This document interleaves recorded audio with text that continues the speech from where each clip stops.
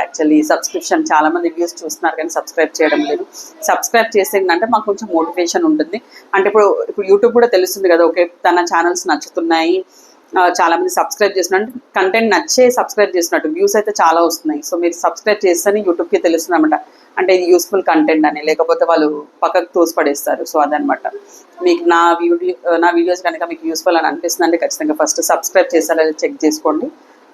తర్వాత మీరు లైక్ చేయండి, వీలవుతే మీ ఫ్రెండ్స్ అండ్ ఎవరైతే అవసరం ఉందో లాకి సంబంధించినవి. So welcome back to Rekha legal IQ channel. So కొంచెం లేట్ అయిందండి మీకు వీడియో చేయడం. చాలా మంది మెసేజ్ చేశారు, మేడం ఎలా జరిగింది మీ రిపోర్టింగ్ అనేసి. సో నాకు కొంచెం హెల్త్ బాగాలేక నేను లేట్గా చేస్తున్నానండి వీడియో. అండ్ రిపోర్టింగ్ విషయంకి వస్తే చాలా బాగా జరిగింది. యాక్చువల్లీ మనం ఏదైతే అది అన్ని సబ్మిట్ చేయాల్సి ఉందో అన్ని తీసుకొని వెళ్ళాము. కానీ పర్ డే అంటే చాలా మంది వస్తూ వెళ్తున్నారు, డే అంతా అక్కడే గడిచిపోయింది అనమాట. సో అదే రోజు వస్తుండగా కొంచెం కాలికి దెబ్బ తాకింది అక్కడే బస్ స్టాప్లో. సో అట్లా కొంచెం హెల్త్ సిక్ అయిపోయింది. So but everything good. And ఇంకొక చిన్న అసలు ఫస్ట్ మెయిన్ ఇంపార్టెంట్ విషయం ఏంటి అంటే, అక్కడ అన్ఎక్స్పెక్టెడ్గా ఒక విషయం జరిగింది. యాక్చువల్లీ సర్ప్రైజ్ అనుకోవచ్చు. అండ్ నేను ఎక్స్పెక్ట్ చేయలేదు అలా. ఏంటి అంటే ఒక సార్ వచ్చారనమాట, దిలీప్ సార్ అంట. నేను అక్కడ కూర్చొని ఫామ్ ఫిల్అప్ చేస్తున్నాను కాలేజ్లోనే. సో ఆయన వచ్చి హాయ్ మేడం అనేసి పలకరించారు. సో అయితే నాకు తెలియదు, అంటే మామూలుగా హాయ్ అంటే మామూలుగా మాట్లాడతాం కదా. సో తర్వాత అన్నారనమాట, మీ వీడియోస్ చూసాయి నేను డైరెక్ట్ పోలీస్ వెరిఫికేషన్ చేసుకొని వచ్చాను, చాలా హెల్ప్ అయ్యాయి మీ వీడియోస్ అన్నట్టుగా చెప్పారనమాట. నాకు చాలా హ్యాపీగా అనిపించింది. అంటే రీచ్ అవుతుంది పబ్లిక్కి. ఎవరైతే మనకి లా సెట్ గురించి ట్రై చేస్తున్నారో, లాయర్ అవ్వాలనుకున్న వాళ్ళకి, ఇప్పుడు లా కాలేజ్లో జాయిన్ అయ్యే వాళ్ళకి, ఐ హోప్ చాలా మందికి ఈ నా వీడియోస్ అనేది హెల్ప్ అవుతుందని అనుకుంటున్నాను. యాక్చువల్లీ ఇది ఏం కమర్షియల్ వీడియోస్ కాదు, ఏమి కాదు, ఏదైతే నేను అనిపించింది. దాని తర్వాత ఇంకొక విషయం ఏంటంటే, ఇంకొక అమ్మాయి వచ్చిందనమాట. తన 2000 చేంజ్లో వచ్చింది ర్యాంక్. So 5 years LLBకి రాసిందంట. తను వచ్చి మామూలుగా అడిగింది అనమాట, అక్క ఎలా చేయాలి ఏంటి అని అడిగితే నేను చెప్పాను. అయితే తను విషయం ఏంటి అని అంటే, తను డిగ్రీ సెకండ్ ఇయర్ ఇప్పుడు కంప్లీట్ అయ్యి ఇప్పుడు థర్డ్ ఇయర్కి వెళ్తుంది అనమాట. థర్డ్ ఇయర్కి వెళ్తూ మళ్ళీ ఇక్కడ LLB ఎగ్జామ్, ఎంట్రన్స్ ఎగ్జామ్ కూడా రాసింది మన ఇంటర్ బేస్డ్ పైన. సో ఇప్పుడు జాయిన్ అవ్వడానికి వచ్చింది. మళ్ళీ ఎట్లా మరి సర్టిఫికేట్స్ అన్ని అడుగుతారా అక్క అని అడిగింది. సో సర్టిఫికేట్స్ ఖచ్చితంగా మనం సబ్మిట్ చేయాలి కదా కాలేజ్లో. సో నేను సర్టిఫికేట్స్ అయితే మళ్ళీ మా కాలేజ్ వాళ్ళు ఇవ్వరు కదా ఇప్పుడు అని అంటే, మరి ఎలా రాసావు ఎగ్జామ్ అంటే ఎవరో చెప్పారంట తెలిసిన వాళ్ళు. సో రాయమంటే రాసిందండి. సో 2 years డిగ్రీ కూడా డిస్కంటిన్యూ చేయడానికి తను రెడీగా ఉందన్నమాట. సో నేను అప్పుడు ఏమనుకున్నా అంటే, బికాజ్ నాది టీచింగ్ బ్యాక్గ్రౌండ్ కాబట్టి, యాజ్ అ టీచర్గా ఇప్పుడు మనం పిల్లలు తప్పు చేసిందో చెప్తాం కాబట్టి నేను ఊరుకోలేక ఏం చెప్పానంటే తనకి, లేదుమా ఇప్పుడు 5 years LLB అంటే ఇప్పుడు ఇప్పటి నుంచి 5 years వరకు ఉంటుంది. ఇప్పుడు అనవసరంగా నువ్వు 2 years కష్టపడి పేరెంట్స్ పైసలు కట్టారు, అంతా అయిపోయింది. ఇంకొక 1 year అయితే డిగ్రీ సర్టిఫికేట్ వస్తుంది, దాంతో ఏ గవర్నమెంట్ ఎగ్జామ్ అయినా రాసుకోవచ్చు. అదొకటి ఫస్ట్ ప్లస్ పాయింట్.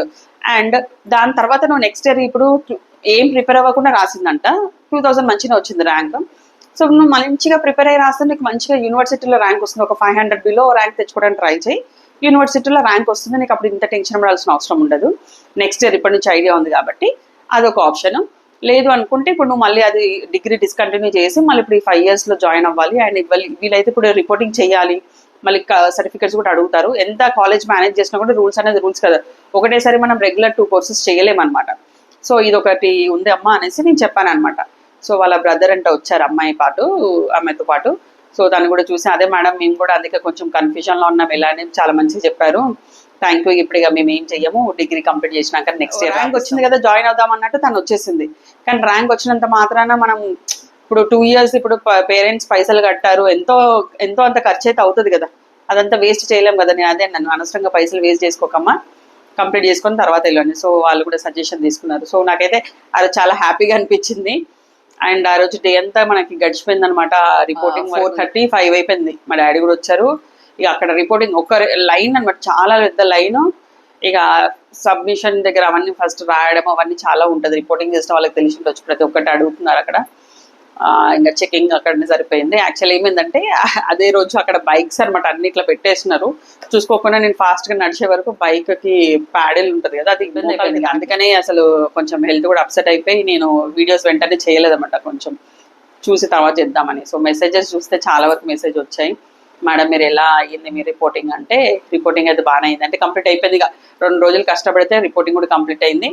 ఫస్ట్ కాలేజ్లో అన్ని సర్టిఫికెట్స్ ఇచ్చేసిన తర్వాత నేను మళ్ళీ పోలీస్ స్టేషన్కి వెళ్ళి వెరిఫికేషన్ చేయించుకున్నాను అనమాట. చేసిన తర్వాత వాళ్ళతో ఇమీడియట్గానే ఇచ్చేసారు, నైట్ వరకు అప్రూవ్ చేసేసారు. తెల్లారెళ్ళి మేము మీ సేవలో సర్టిఫికేట్ చేసుకున్నాం మళ్ళీ. సో మన కాలేజ్ రిపోర్టింగ్ అయితే అయిపోయింది. అండ్ ఇంకొక విషయం, ఇంకొక సార్ అడిగారు ఫీజు అక్కడ ఎక్కువ అడుగుతున్నారు అంటే ఎస్ కరెక్టే అండి.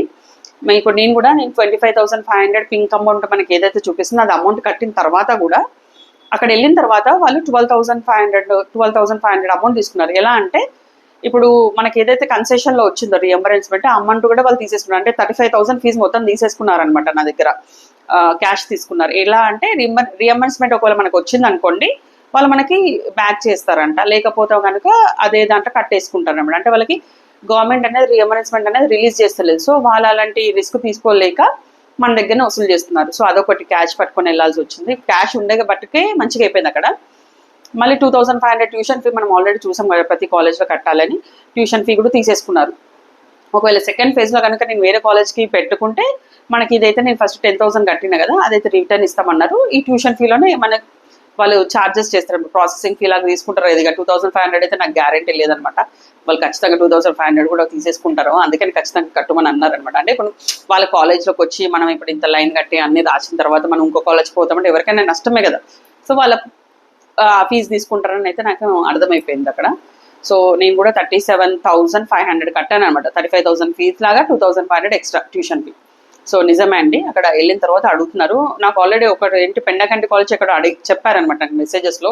నేను అనుకున్నా ఎందుకు అడుగుతున్నారు, అయితే అట్లా అనేసి సేఫ్ సైడ్గా మనీ పట్టుకొని వెళ్ళినాం కాబట్టి మంచిగా. లేకపోతే ఇలా చాలా మంది పైసలు లేని వాళ్ళు ఒకసారి అలాగే నాకు మెసేజ్ పెట్టారనమాట, మేడం వాళ్ళు ఇట్లా అక్కడ వెళ్ళిన తర్వాత మళ్ళీ 10,000 ఎక్కువ అడుగుతున్నారు, మళ్ళీ నాకు ఎక్కువైపోతున్న అమౌంట్ నేను కట్టలేను అని అన్నారు. ఇక కట్టలేము అంటే మనకి పోయినట్టే కదా సార్, సీటు పోయినట్టే. ఇప్పుడు ఇంకా మళ్ళీ నెక్స్ట్ ఇయర్ ట్రై చేసుకోవాలి, మంచి ర్యాంక్ తెచ్చుకుంటే అప్పుడు తొందరగా ఇంకో దాంట్లో.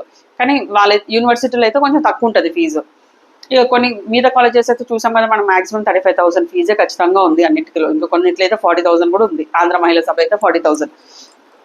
సో కాబట్టి ఇక మనం ఏం చెయ్యలేమన్నమాట. ఇంకా మేనేజ్మెంట్లో పోతే అయితే లక్షలు అనమాట. పోయినసారి 65,000 అని ఒక కాలేజ్లో అంటే ఇప్పుడు ఈసారి అదే 1,50,000 ఫీజు అంటున్నారు మేనేజ్మెంట్లో.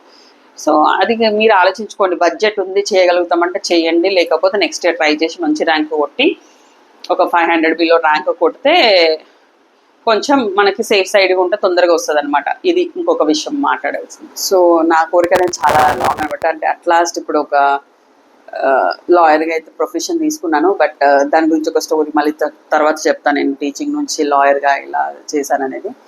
సో ఐ హోప్ అందరికీ లైక్ కంగ్రాట్స్ అండి ఎవరికైతే సీట్ వచ్చిందో. అంటే వచ్చిన వాళ్ళు మాత్రం మళ్ళీ నెక్స్ట్ టైం ట్రై చేయకండి. ఒకవేళ మీకు పర్వాలేదు కాలేజ్ వచ్చింది మంచిగా దగ్గరలో వచ్చినట్టుగా మళ్ళీ ట్రై చేయకండి, ఎందుకంటే వేస్ట్. ఎందుకంటే చాలా కాంపిటీషన్ ఉంది, మళ్ళీ వచ్చింది కూడా పోతుంది అనమాట.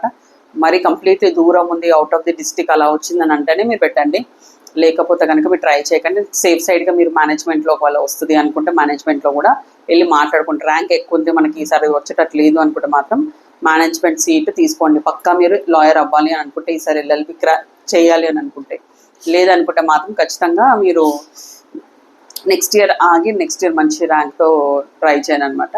సో అది అండి ఈరోజు వీడియో. సో ఐ హోప్ మీ అందరికీ ఒక డౌట్స్ క్లియర్ చేశాను అనుకుంటాను. సో ఫీజు అనేది ఎక్కువనే తీసుకుంటున్నారు వాళ్ళు, ఓకేనా. సో థ్యాంక్ యూ అండి, thank you for watching my channel. Please